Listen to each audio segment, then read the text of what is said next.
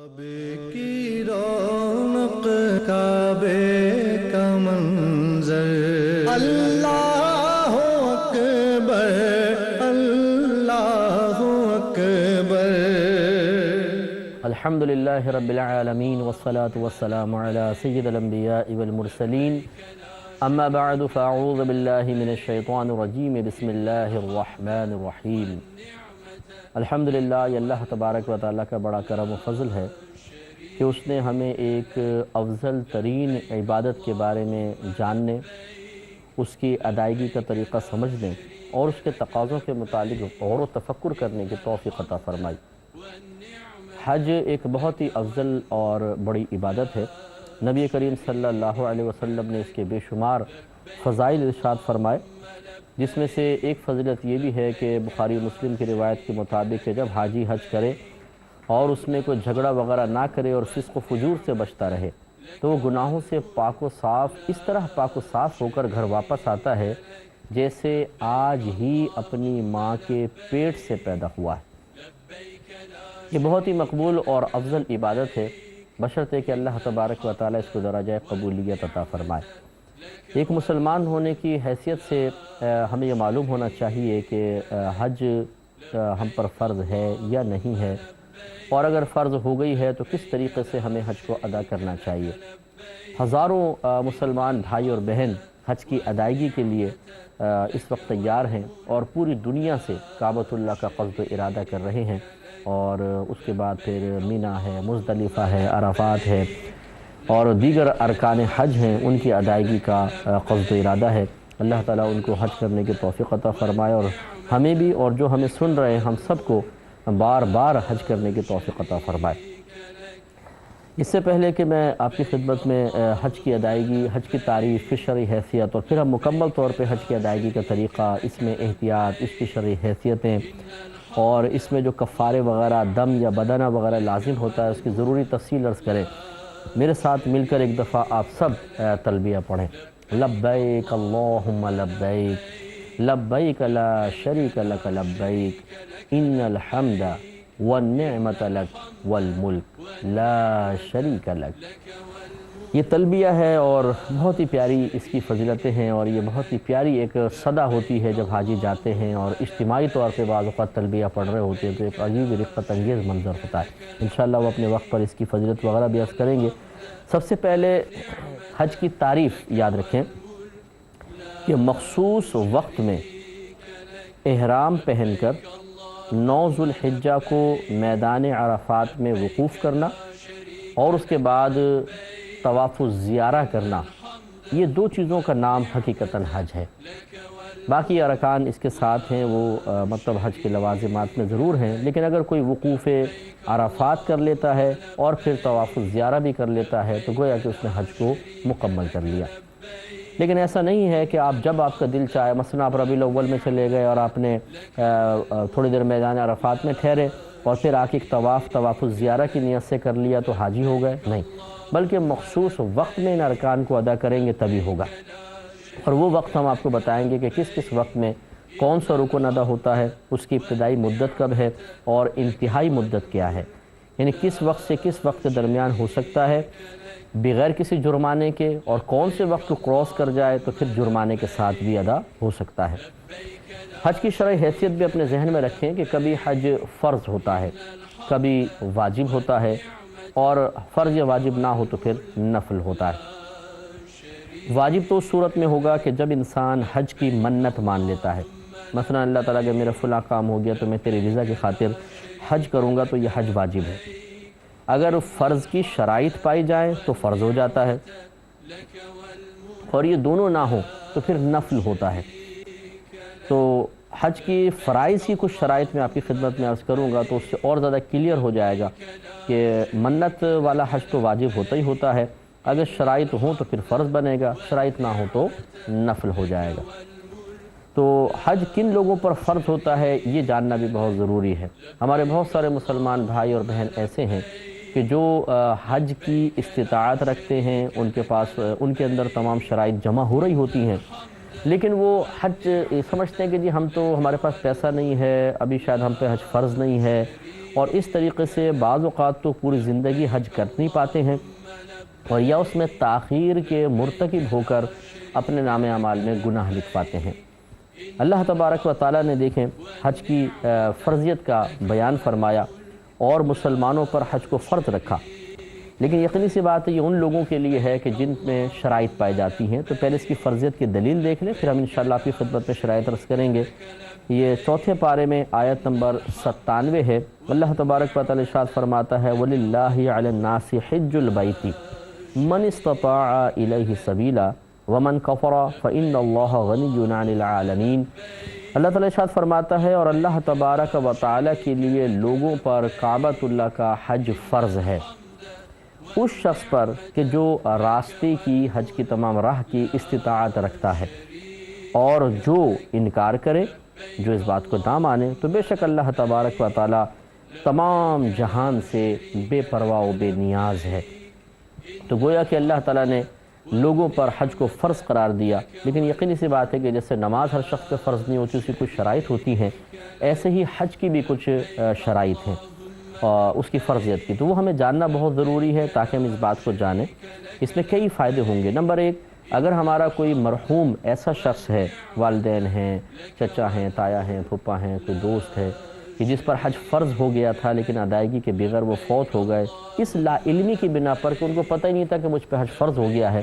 تو کم از کم ہم ان کی طرف سے حج بدل کروا کے حج کے وبال سے ان کو بچا سکتے ہیں۔ دوسرا یہ کہ بعض اوقات ہم غریب ہوتے نہیں ہیں لیکن غریب بنتے ہیں، اور ہم کہتے ہیں جی ہمارے پاس تو پیسہ ہی نہیں ہے، پیسہ ہوگا تو حج کریں گے ورنہ کیسے کر سکتے ہیں،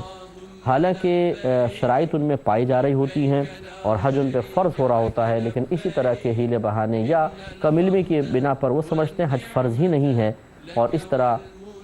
تاخیر کے مرتکب ہو کے گناہ گار، اور کبھی ایسا بھی ہوتا ہے کہ اچانک موت کا شکار ہونے کے بعد حج سے محروم رہ جاتے ہیں۔ اور نبی کریم صلی اللہ علیہ وسلم کا فرمان ذیشان ہے کہ جو حج پر استطاعت رکھتا ہو اور پھر وہ کسی عذر کے بغیر حج نہ کرے تو وہ چاہے یہودی ہو کر مرے چاہے عیسائی ہو کر مرے، یعنی انتہائی سرکار نے شدید ناراضگی کا اظہار فرمایا ہے، لہٰذا حج کی فرضیت کا جاننا بہت ضروری ہے۔ یاد رکھیں کہ حج کے فرض ہونے کی 8 شرائط ہیں۔ نمبر 1 اسلام، یعنی مسلمان پہ حج فرض ہے، کافر پر نہیں ہوگا۔ نمبر 2 بلوغ، بالغ پر حج فرض ہے، نابالغ پر نہیں، اور بلوغت کی عمر لڑکے کے اندر 12 سے 15 سال کے درمیان جب کبھی اس کے اندر آثار بلوغت ظاہر ہو جائیں، مثلا احتلام وغیرہ ہو جائے، وہ بالغ ہو جائے گا، اور 12 سے 15 سال کے درمیان اگر کوئی ایسی علامت ظاہر نہیں ہوتی تو 15 سال کے بعد تو اس کے لیے بلوغت کا حکم دے ہی دیا جاتا ہے۔ ہمارے ویسے ملکی قانون کے مطابق 18 سال کا لڑکا ایڈلٹ ہوتا ہے یا اس لڑکی بھی، لیکن شرعی لحاظ سے 15 سال لمٹ ہے کہ 15 سال کے بعد لڑکا بالغ ہو جائے گا، اور بچیوں میں بلوغت کی عمر 9 سے 15 سال کے درمیان، جب کبھی انہیں حیض آ جائے یا اگر نکاح ہو گیا ہے اور حمل ٹھہر جاتا ہے تو یہ اس بات کی علامت ہے کہ وہ بالغہ ہیں، یا اگر 9 سے 15 سال کے درمیان آثار بلوغت ظاہر نہیں ہوتے تو لڑکے کی مثل 15 سال کے بعد ان کے لیے بھی بلوغت کا حکم ہوگا۔ معلوم یہ ہوا کہ یہ جو ہمارے ہاں تصور قائم ہو گیا ہے کہ پہلے ذرا سفیدی آ جائے بالوں میں پھر حج کریں گے، بوڑھے ہونے کے بعد کریں گے، ہمارا مذہب اسلام بوڑھے ہونے کو حج کی فرضیت کی شرط قرار نہیں دے رہا بلکہ بلوغت کو، لہٰذا اگر ایک لڑکا 15 سال کا ہے اور مالدار بچہ ہے، اس کے اپنے ذاتی اس کے پاس اتنا مال ہے کہ وہ حج کر سکتا ہے تو یاد رکھیں حج فرض ہو جائے گا۔ اسی طرح لڑکی کا معاملہ۔ تیسرا ہے عقل۔ عقل کا مطلب یہ ہے وہ پاگل اور مجنون نہ ہو، صاحب عقل ہو، اس پہ حج فرض ہے۔ پھر چوتھا ہے آزاد ہونا، یعنی غلام نہ ہو، غلام پہ حج فرض نہیں ہوتا، اب غلامی کا دور تو رہا نہیں، اب تقریباً ہم سب لوگ آزاد ہیں، لہٰذا ہمارے اندر یہ شرط بھی موجود ہے۔ پانچواں ہے تندرست ہونا، یعنی ایسی بیماری نہ ہو کہ بیچارہ چل کر وہ حج بھی نہ کر سکے، اگر ایسا معاملہ ہے تو پھر اس پہ حج فرض نہیں ہوگا۔ چھٹا ہے بینا ہونا، یعنی نابینا نہ ہونا، آنکھوں والا ہونا، نابینا پہ حج فرض نہیں ہوتا، چاہے کہ اس کو پکڑ کر لے جانے کی صلاحیت رکھتا ہو تب بھی اس پہ حج فرض نہیں ہے، ہاں ادا کرے گا تو بہرحال ادا ہو جائے گا لیکن اس پہ حج فرض نہیں ہے۔ چنانچہ اگر کوئی نابینا شخص ہے اور وہ حج کی ادائیگی نہیں کرتا ہے، چاہے کتنا ہی مالدار کیوں نہ ہو، ہم یہ نہیں کہیں گے کہ یہ حج کی فرض کی ادائیگی کیے بغیر مر گیا ہے، لہٰذا اس پہ حج فرض نہیں ہوگا، یاد رکھیں۔ ساتواں یہ ہے کہ وہ زاد راہ کا مالک ہو، جیسے اللہ تعالیٰ نے من استطاع الیہ سبیلا کے ساتھ حج کی فرضیت کو مقید کیا ہے کہ جو شخص راستے کی زاد راہ کی استطاعت رکھتا ہو۔ اب اس میں کیا کی چیز آتی ہیں دیکھیں، نمبر ایک سفر خرچ۔ سفر خرچ کا مطلب یہ ہے کہ کھانے پینے کا، پھر قربانی وغیرہ کا، اور دیگر جو لوازمات اور ضروری چیزیں ہیں ان تمام کا خرچ اس کے پاس ہو۔ نمبر دو سواری کا، یعنی فلائٹ کا ٹکٹ وغیرہ، پھر اسی طرح بسوں کے جو وہاں پہ کرائے وغیرہ ہیں وہ سب، اور اس کی غیر موجودگی میں گھر والوں کے لیے وہ جتنا، یعنی 40 دن کا پیکج ہے، 15 ڈیز کا ہے، 25 ڈیز کا ہے، جتنے عرصے وہ گھر سے باہر رہے گا وہ گھر والوں کو اتنی غیر حاضری کا نفقہ بھی دینے پر قدرت رکھتا ہو۔ مثال کے طور پہ 40 دن کا پیکج ہے تو 40 دن میں جتنا گھر میں خرچہ ہوتا ہے، جب یہ شخص سفر خرچ، سواری کے خرچ اور اتنے زیادہ راہ کا مالک ہوگا تب اس پہ حج کی فرضیت کا معاملہ ہوگا، ورنہ نہیں ہوگا۔ اور پھر یہ بھی ضروری ہے کہ اس مال کا اس کی حاجت اصلیہ سے زائد ہونا۔ حاجت اصلیہ ان چیزوں کو کہتے ہیں کہ جن کے بغیر انسان کا گزارا انتہائی دشوار ہو۔ اس میں مکان آ جاتا ہے، لباس آتے ہیں، گھر کے برتن آتے ہیں، اور گاڑی بھی آتی ہے، اسی طرح فریج بھی آئے گا، واشنگ مشین آئے گی، اگر کوئی مسلسل اے سی یوز کرتا ہے تو اے سی بھی حاجت اصلیہ میں داخل ہو سکتا ہے، اگر اس کے پاس ٹی وی ہے، دینی پروگرام علم سیکھنے کے لیے استعمال کرتا ہے، یہ بھی حاجت اصلیہ میں آ سکتا ہے۔ اس طرح کمپیوٹر وغیرہ ہے، اس کو وہ اسٹڈی وغیرہ کے لیے یوز کرتا ہے یا دین سیکھنے کے لیے، تو یہ بھی حاجت اصلیہ میں آ جائے گا۔ تو یہ تمام جو زاد راہ بتایا گیا، سفر خرچ ہے، سواری کا خرچہ، پھر نفقہ، یہ حاجت اصلیہ سے زائد ہو۔ بعض لوگ ہم سے کویسچن کرتے ہیں کہ ہم نے اپنا مکان بنانے کے لیے ہم پیسہ جمع کر رہے ہیں، تو کیا اس پیسے کو دیکھا جائے گا کہ مثال کے طور پر 9 لاکھ 10 لاکھ روپے جمع ہیں، تو کیا اس کی وجہ سے حج فرض ہوگا؟ دیکھیں، اگر تو آپ نے جیسے حج کے یہ ایام آئے آپ نے فوراً کوئی مکان خریدنا ہے تو ہم یہ کہیں گے کہ یہ حاجت اصلیہ میں مستغرق ہیں، یعنی جب آپ کے پاس اپنا ذاتی مکان نہ ہو۔ اگر پہلی ایک مکان ہے دوسرا لینا چاہتے ہیں تو پھر یہ حاجت اصلیہ نہیں ہے، لیکن اگر آپ کرائے پہ رہتے ہیں، اپنا مکان خریدنا چاہتے ہیں اور بالکل جیسے ہی حج کے ایام آتے ہیں آپ اس میں مکان خریدنے کے لیے اس پیسے کو استعمال کرنا چاہتے ہیں، تو بہرحال یہ پھر پیسہ کہلائے گا کہ یہ حاجت اصلیہ میں ہے۔ لیکن اگر ایسا نہیں ہے، آپ پیسہ جمع کر رہے ہیں، مکان خریدیں گے 4-5 سال بعد، اس طرح بیٹی کی شادی کے لیے بعض لوگ پیسہ جمع کر کے رکھتے ہیں،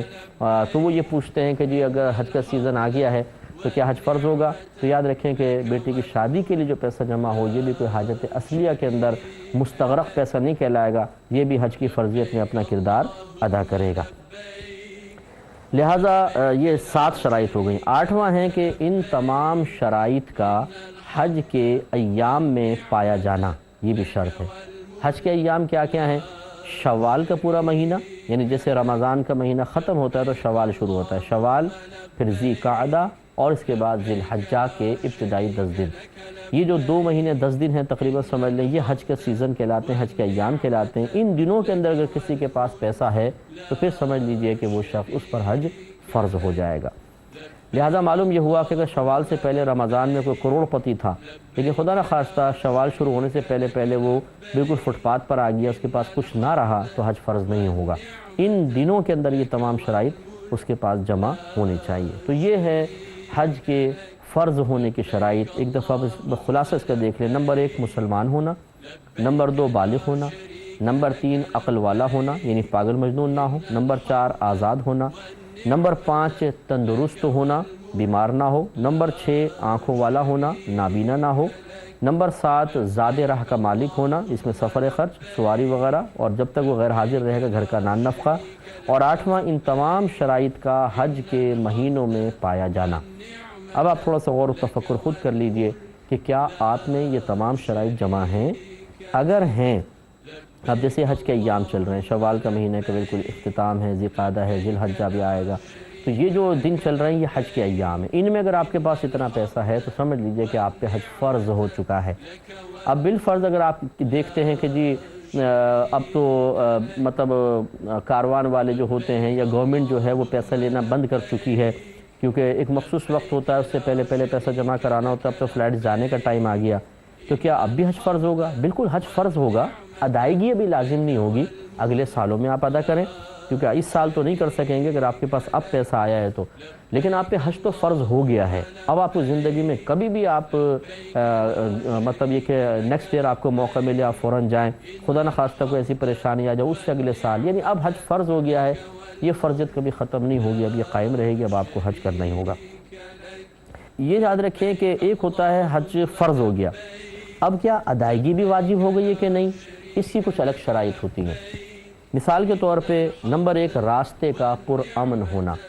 جیسے اب بعض ملکوں میں، جیسے شام میں ہے، اب حالت جنگ ہے، مثال کے طور پہ کوئی مالدار آدمی ہے، اس پہ حج فرض ہے، لیکن وہ گھر سے اگر نکلتا ہے تو گولی لگنے کا اندیشہ ہے اور کسی چیز کا اندیشہ ہے، تو ہم یہ کہیں گے کہ حج فرض تو ہو گیا لیکن اس کی ادائیگی آپ پر واجب نہیں ہے۔ یہ یاد رکھیں کہ بعض اوقات چیز فرض ہو جاتی ہے لیکن اس کی ادائیگی کو شریعت مؤخر کر دیتی ہے کہ ابھی نہ کرو، بعد میں کر لینا۔ اس لیے راستے کا پرامن ہونا وجوب ادا کے لیے، یعنی ادائیگی کے واجب ہونے کے لیے شرط ہے۔ دوسرا، اگر گھر مدت مسافت پر ہو، یعنی تقریباً مکہ المکرمہ سے کوئی خاتون 92 کلومیٹرز دور رہتی ہوں، یہ مدت مسافت کے اندر جو سفر کی مسافت ہے، اس میں علماء کے مختلف اقوال ہو سکتے ہیں کیونکہ کیلکولیٹ کر کے نتیجہ نکالا جاتا ہے۔ ہمارے نزدیک 92 کلومیٹر جو ہے، 92 کلومیٹر دور اگر کوئی عورت رہتی ہے، جیسے پاکستان میں ہے، ہندوستان میں ہے، تو اس عورت پر حج کی ادائیگی اس وقت فرض ہوگی کہ جب یہ اپنے نان نفقے کے علاوہ جو محرم اس کے ساتھ جا رہا ہے اس کے نان نفقے پر بھی قادر ہو، اور اس عورت کے لیے محرم ضروری ہے۔ اگر محرم اس کے پاس نہیں ہے، باقی تمام شرائط تو حج فرض ہو گیا لیکن محرم نہیں ہے اس کے پاس، تو ادائیگی اس پہ لازم نہیں ہوگی۔ یا محرم ہے لیکن اس کے پاس پیسہ نہیں ہے تو عورت پر بھی ادائیگی واجب نہیں ہوگی کیونکہ وہ محرم کے بغیر جا نہیں سکتی ہے، اس لیے عورت کے لیے محرم ہونا بھی ضروری ہے، جبکہ وہ اتنے فاصلے پر رہتی ہو جو 92 کلومیٹرز بن جاتا ہو۔ اس کے بعد تیسرا ہے کہ جانے کے جو یہ حج کے ایام ہیں، جب اس کی فلائٹس وغیرہ جا رہی ہیں تو وہ عورت عدت میں نہ ہو۔ یہ فقہاء نے فرمایا کہ اگر عورت عدت میں ہے تو وہ پہلے عدت پوری کرے، اس سال حج نہ کرے، اگلے سال حج کر لے، جیسے شوہر کا وصال ہو گیا مثال کے طور پہ۔ اور چوتھا ہے وہ قید میں وہ شخص نہ ہو۔ ایک شخص ہے، مالدار ہے، اس پہ حج فرض ہو گیا لیکن کسی وجہ سے وہ کیس بن گیا، اس کو جیل میں ڈال دیا گیا اور حج کے ایام چل رہے ہیں، تو اب اس پہ ادائیگی لازم نہیں ہوگی۔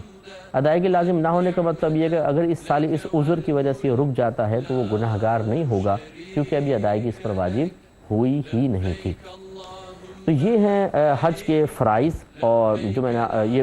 حج کے مطلب شرائط ہیں کہ حج کیسے فرض ہوتا ہے وہ ہم نے بتایا، اور حج کب ادا کرنا واجب ہو جائے گا اس کی شرائط بھی آپ کی خدمت میں 4 شرطیں ذکر کی ہیں، پھر عرض کر دیتے ہیں۔ نمبر 1، راستے کا پرامن ہونا۔ نمبر 2، اگر حاجی عورت ہے، حجن ہے تو اور یہ مکہ المکرمہ سے تقریباً 92 کلومیٹرز دور رہتی ہیں تو پھر ان کے لیے محرم ہونا بھی وجوب ادا کے لیے ضروری ہے۔ تیسرا، جب جانے کا زمانہ آئے، حج کی طرف روانہ ہونے کا زمانہ آئے، اس وقت عورت عدت کے اندر نہ ہو۔ اور چوتھا یہ کہ جو حج کرنا چاہتا ہے وہ حالت قید میں نہ ہو، اگر ہو تو اس کے حج فرض نہیں ہوگا۔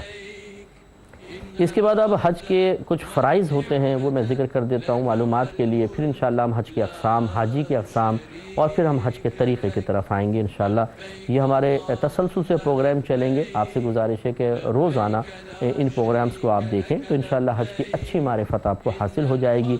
بحیثیت مسلمان آپ اگر حج نہیں بھی کرنا چاہتے تب بھی اس کا علم سیکھ لیں تاکہ اگر کوئی اور حاجی صاحب جا رہے ہوں تو آپ انہیں کوئی درست مشورہ دے سکیں، یا آپ کے پاس علم ہوگا تو انشاءاللہ اگر کوئی حاجی آپ سے کویسچن کر لیتے ہیں تو آپ ان کو جواب دے کر ان کی علمی تشنگی کو دور کر کے اپنے لیے بھی بلندی، درجات کی بلندی کا سامان کر سکتے ہیں، ثواب بھی ملے گا انشاءاللہ، ہو سکتا ہے یہ مسائل کا بتانا آپ کے لیے ذریعہ نجات بھی بن جائے۔ اللہ تبارک و تعالیٰ سے دعا ہے کہ رب کریم جو کچھ ہم نے سنا اسے ذہن میں محفوظ رکھنے کی توفیق عطا فرمائے، آمین۔ وآخر دعوانا ان الحمدللہ رب العالمین۔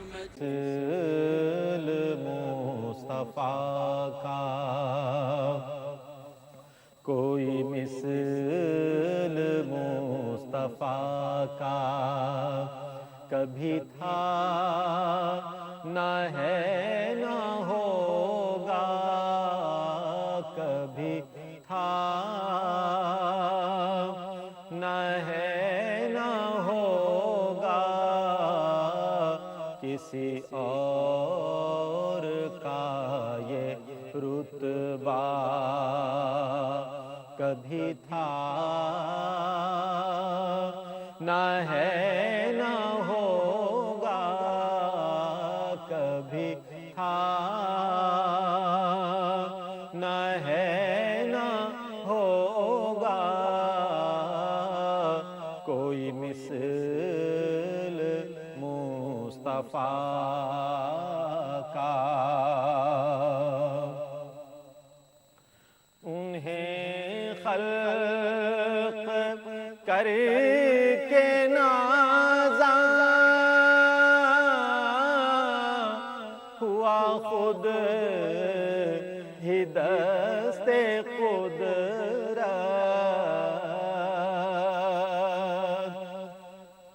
انہیں خلق کر کے نازاں ہوا، خود ہی دست قدرت، کوئی شاہکار ایسا کبھی تھا نہ ہے نہ ہوگا، کبھی تھا نہ ہے نہ ہوگا، کبھی تھا نہ ہے نہ ہوگا، کوئی مثل مصطفیٰ کا۔ کسی وہم نے صدا دی، کوئی آپ کا مماثل،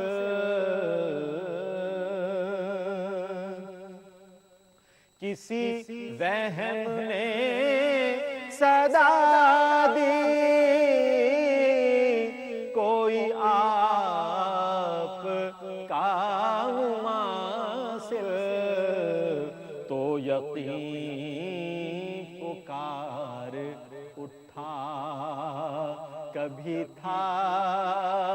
نہ ہے نہ ہوگا، کبھی تھا نہ ہے نہ ہوگا، کبھی تھا نہ ہے نہ ہوگا، کوئی مثل مصطفیٰ کا۔ میرے طاق جاں میں نسبت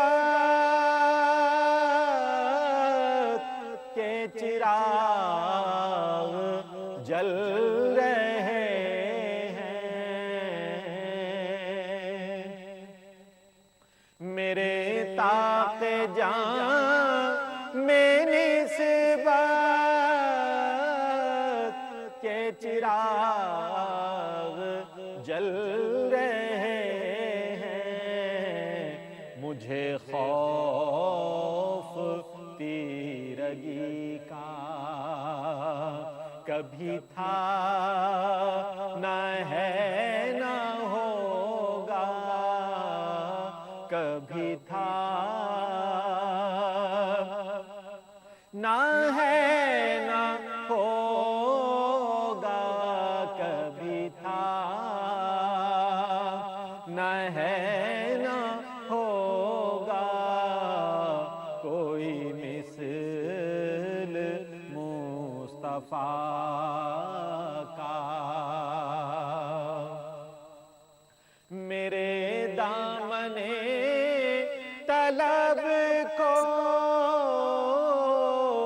ہے انہی کے در سے نسبت،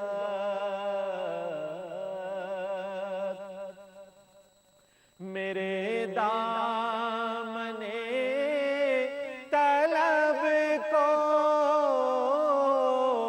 ہے انہی کے در سے نسبت، کسی اور در سے رشتہ